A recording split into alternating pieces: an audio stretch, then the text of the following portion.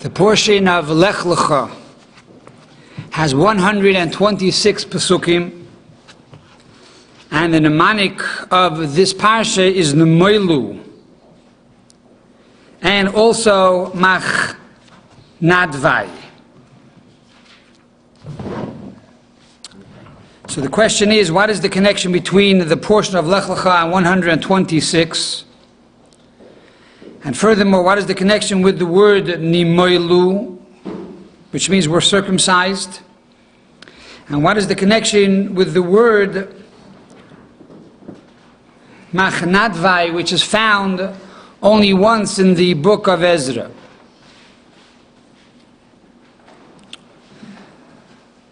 Our rabbis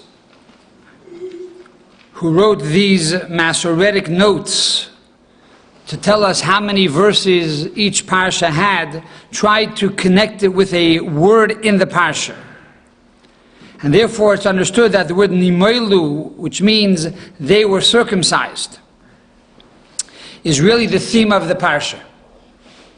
The theme of the portion of Lech Lecha is that God tells Abraham, if you want to be complete, you have to circumcise yourself.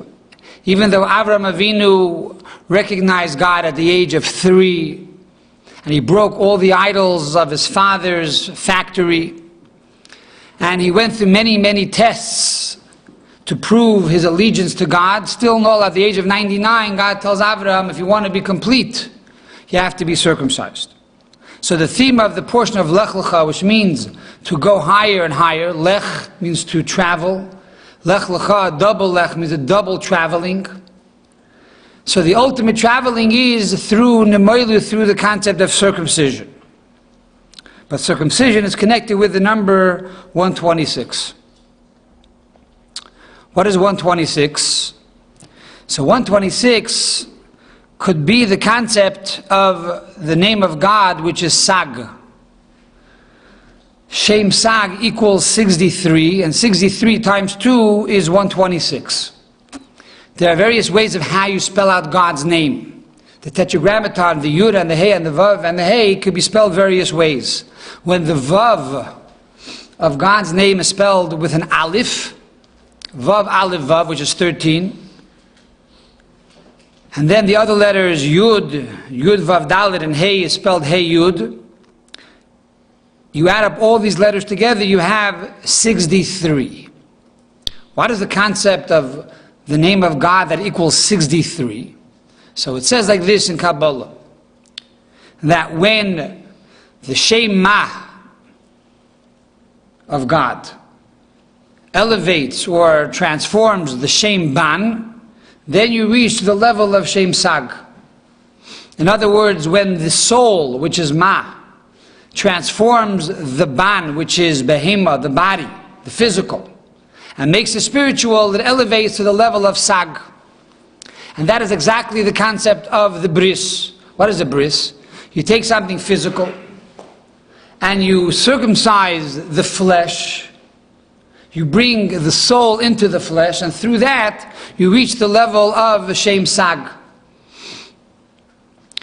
We are told that before Avraham Avinu was circumcised, great holy souls came down to the world, great holy tzaddikim, even though they were not Jewish. But once Avraham Avinu was circumcised, he became Av Hamoin Goyim and Av Legadim. He became the father of all the nations of the world and the father of the converts. Then only tzaddikim came about through Avraham Avinu's line. In other words, this concept of chesed, of kindness, that comes about through the level of Yesod, which is through intimacy. Now that Avraham Avinu was circumcised, there was a filter on this kindness, on this level of Yesod and chesed. And therefore, because of this filter, Avraham Avinu had the ability, by being the father, which means he was in control of all the nations, to administer this kindness and this lofty spiritual level of godliness only to his seed.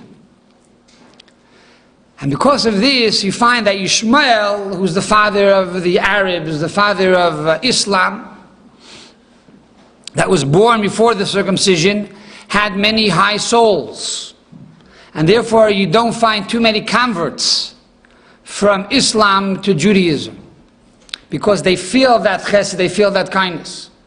In contrast to Esav, who's the father of Rome, who's the father of the Christians and the Catholics, because he was born after the circumcision, therefore they no longer had that connection. And because of that, they feel that lack of spirituality and they want to be converted. So Shem Sag alludes to a lofty level of God that has the ability to bring this holiness and this kindness to a direct influence, and the powers of impurity have no power to acquire this level of spirituality. And that is why the Vav in God's name has an Aleph in it, alluding to holiness and loftiness, implying that this spirituality is given only to those who Avraham Avinu chooses. So this is the idea of 126, which has the same Shem Sag, the name of God, but it has the name of God twice, Sag and Sag, implying that there are two levels of circumcision. And that we find in the book of Deuteronomy. And that on one hand it says, and God will circumcise your hearts. On the other hand, it says, "Umaltem es olas levavchem," and you will circumcise the erla of your hearts. You will circumcise the foreskin of your hearts. So the question is, who's going to do it? Are you going to do it yourself, or is God going to do it? And similarly, we find that there's a famous question: why Avraham Avinu waited until the age of 99 to circumcise himself? If Avraham Avinu fulfilled the entire Torah before it was given, he should have done this mitzvah also. And the answer is that he wanted God to circumcise his heart. He could have done it on his own, but then it would have been the lower level of circumcision. But to acquire the higher level of circumcision, this can only be done through that God should circumcise your heart. On a simple level, what does that mean? There are hearts that are thick and they are stuffed, timtum halev. And that is that the heart is very coarse and insensitive.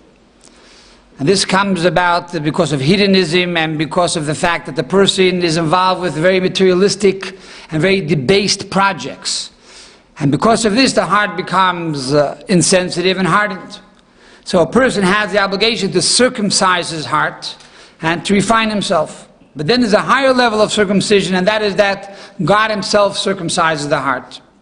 And that is when you have outside influences that can sometimes desensitize the heart. As we find, it says that the eye sees and the heart feels. Ayin raya v'alev chomed. So normally, if the eyes see something and the heart desires, there's no way to control it. So here the Torah says, no, that God will perform an operation, a circumcision. He will separate the eyes from the heart. That even though you might see something that you should not be looking at, like on the internet, yet it has the ability to influence your heart. Yet through this passage, or through this intervention, God has the ability to sever what you see from influencing your heart. Now, internet could be used for very holy things, and it should be used for holy things. But if God forbid someone sees something accidentally which is unholy, so then God protects us. We say that that God will sever the eyes from the heart, and this is only something that God can do. On a more Kabbalistic level, there are two levels of circumcision. There is removal of the foreskin and then the removal of the membrane. And this represents two levels of Torah, the levels of Nigla and the level of Chassidus. So the level of Nigla, of revealed Torah, the Talmud, this is something that we on our own can acquire. But the level of Chassidus, the level of Kabbalah, this is something that is a gift from God, and therefore God will circumcise your heart. And the same is true with a person's service to God. There's a level of service that we do based on our intellect.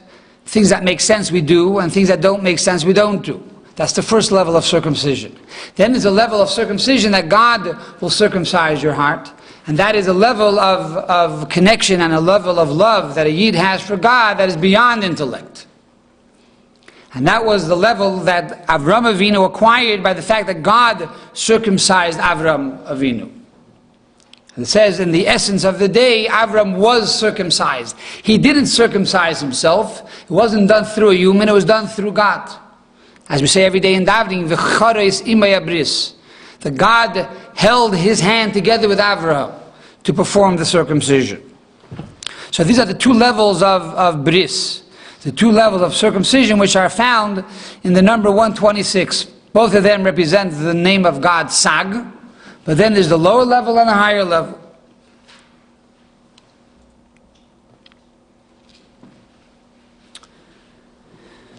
This concept of bris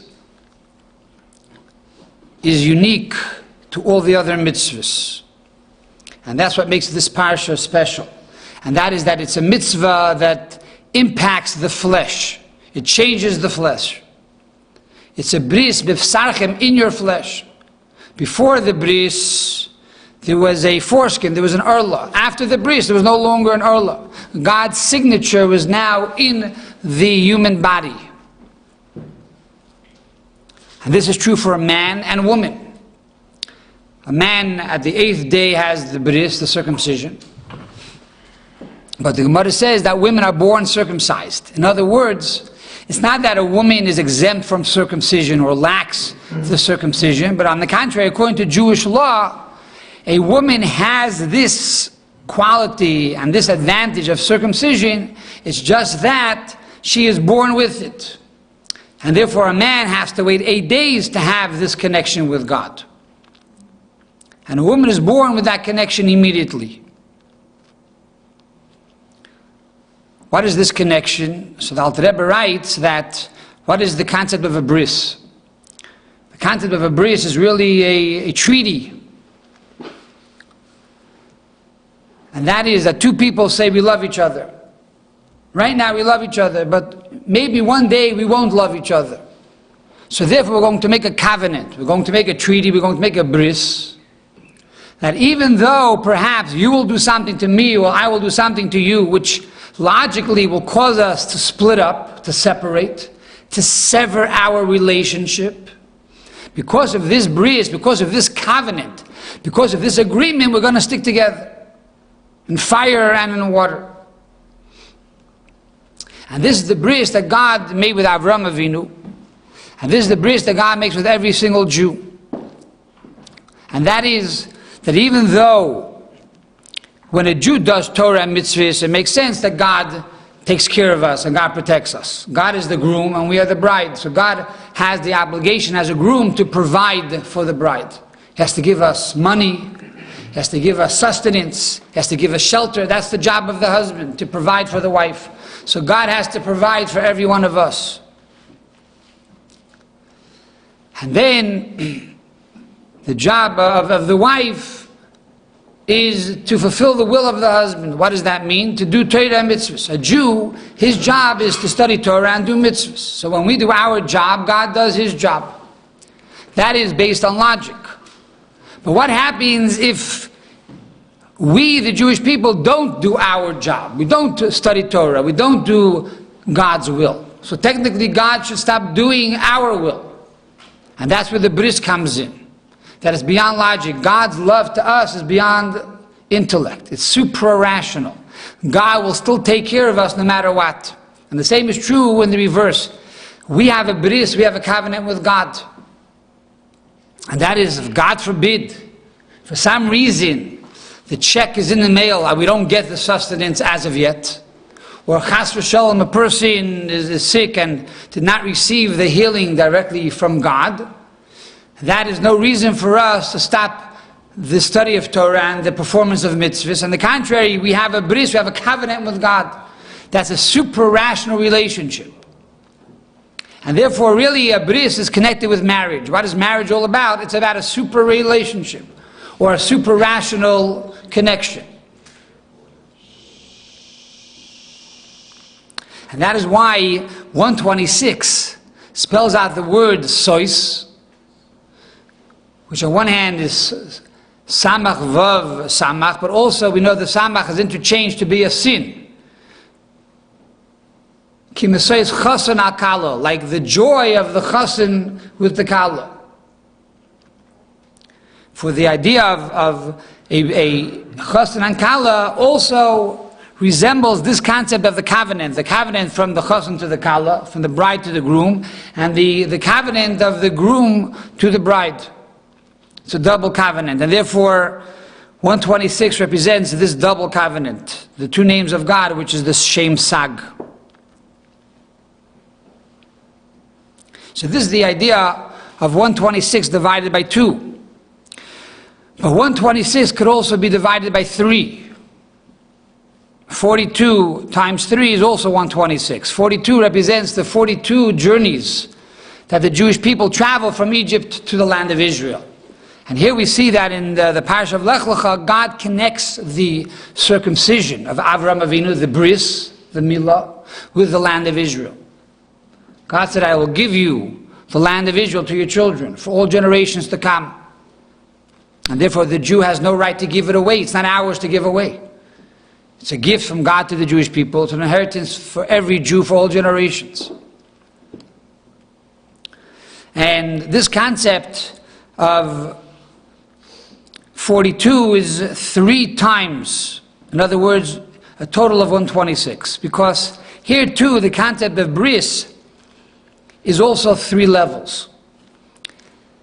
As we mentioned earlier, there's also a bris, there's also a covenant between God and the Jewish people. As we find in the Torah, it says, V'ata, and now, im shemoya tishmu b'koili, God tells the Jewish people, if you will hearken to my voice, u'shemaytem es brisi, and you will fulfill my bris, my covenant, then you will become Am Segula, you will become my chosen nation, and then you will become Mamlechas Kohanim, a kingdom of priests, and then you will become a Goy Kodesh, a holy nation. So when it comes to our covenant, our circumcision with God, there are 3 levels. How does one become Am Segula, a chosen nation? That is done by God. There's no participation on our hand, on our behalf. We don't have to do anything. So in other words, every person who is born to this nation is a Am Segula, is a chosen person. That's the first level of bris. And then there's a higher level, and that is Mamlechas Kohanim, to become a nation of priests, a kingdom of priests. How do you do that? That's by fulfilling the Torah and doing the mitzvahs. And then there's a third level, which is Goy Kodesh, to become a holy person, a holy nation.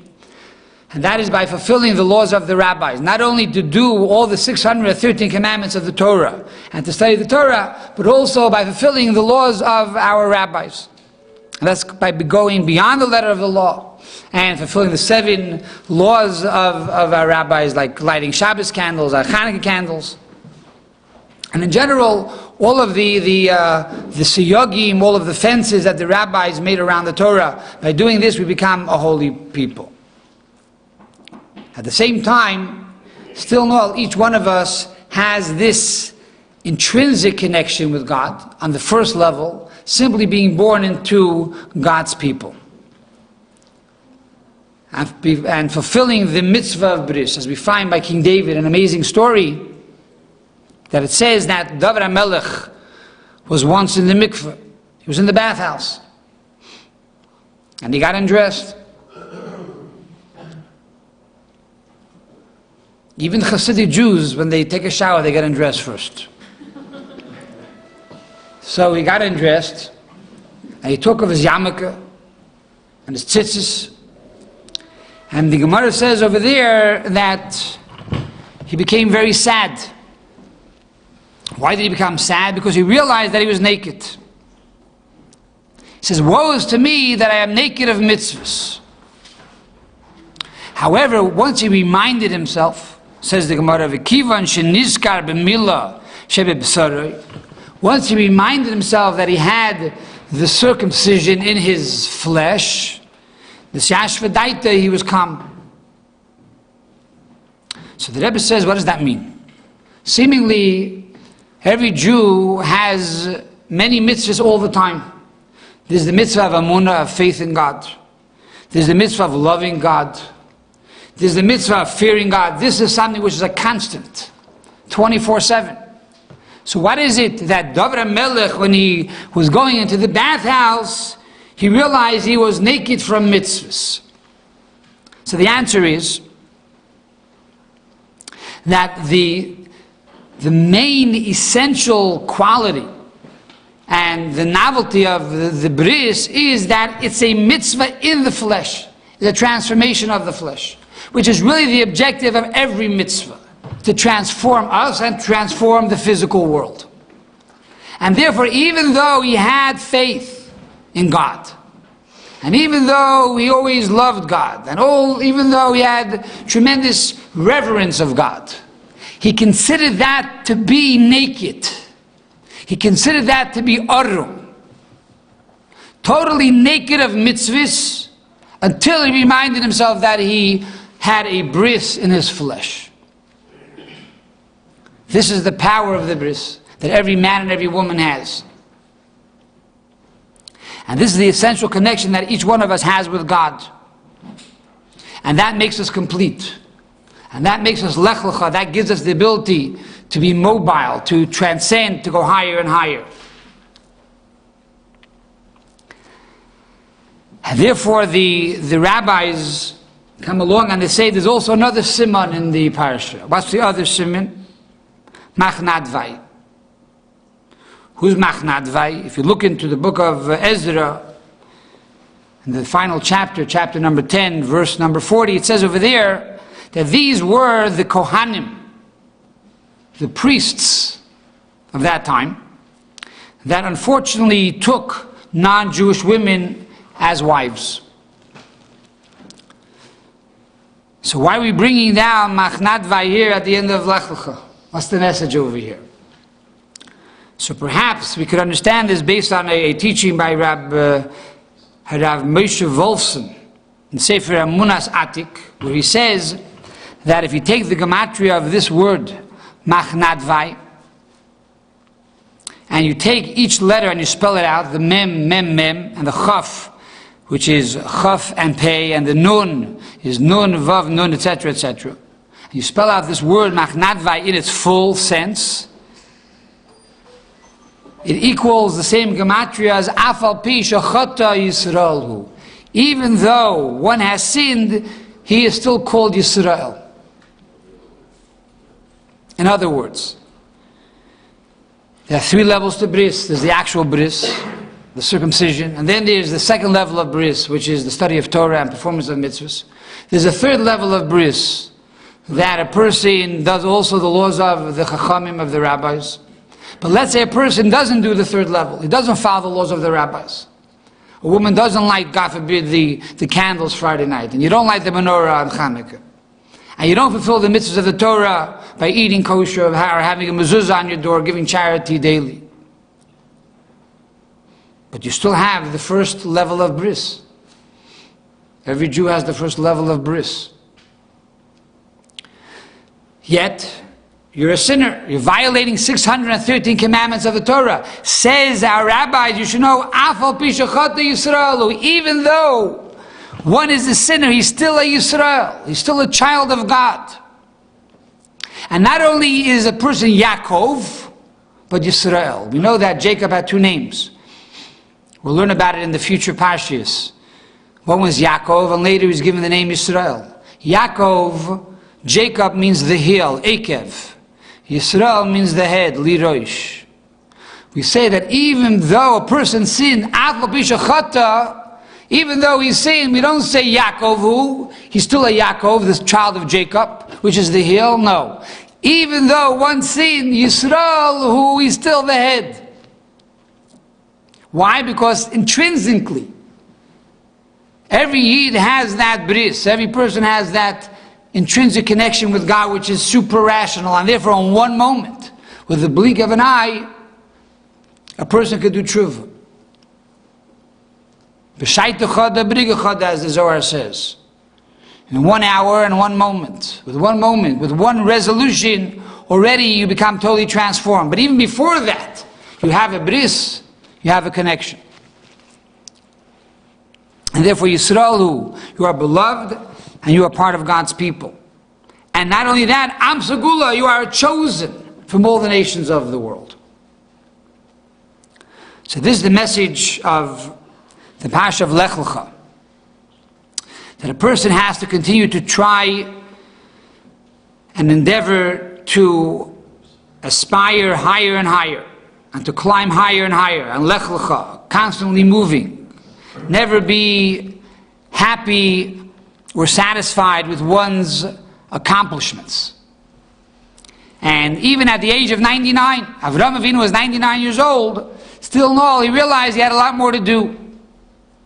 And this is the blessing that God gives each and every one of us as we start a new year, and we come from Rosh Hashanah, and we come from Yom Kippur, and we come from Sukkot. We say, well, I did it already last year. I did already the year before. What more can I do? And the answer is no, Lech Lecha. You have the ability to climb higher and higher, and to acquire new heights, and new inspirations, and new insights, and new spirituality. And even though perhaps you made a mistake, and you fell to the level of machnadvay, you should know that in one moment you could go Lech Lecha, you could reach the level of Avraham Avinu, to reach the level of Shem Sag, this highest level of transforming even the animal within you, and through that you reach the level of Eishes Chayil Ateres Baila, that the woman of valor becomes the crown of her husband, to a degree that not only does the wife fulfill the will of the husband, but rather it creates the will of the husband. That a Yid has the ability to create, so to speak, God's will. That even if God decrees something, a tzaddik has the ability to change that decree. And that is the ability of Shem Sag. So we hope and pray that in a year of Hakel, a year of ingathering, we should gather within ourselves the level of Anoshim and Noshim V'taf, which is really the concept of a bris. The idea of Hakel was the king called all the people together in the land of Israel in the 8th year, similar to the bris, which is on the 8th day. And in that 8th year, he brought them all together for what? To make a covenant. Take a covenant with God, to reassure and to re-embrace the Holy Torah. And that would influence them for the entire year and for the rest of their lives. So we hope and pray to have the ultimate Hakel with Melech HaMashiach, that he himself will read the Torah in the Third Holy Temple speedily in our days.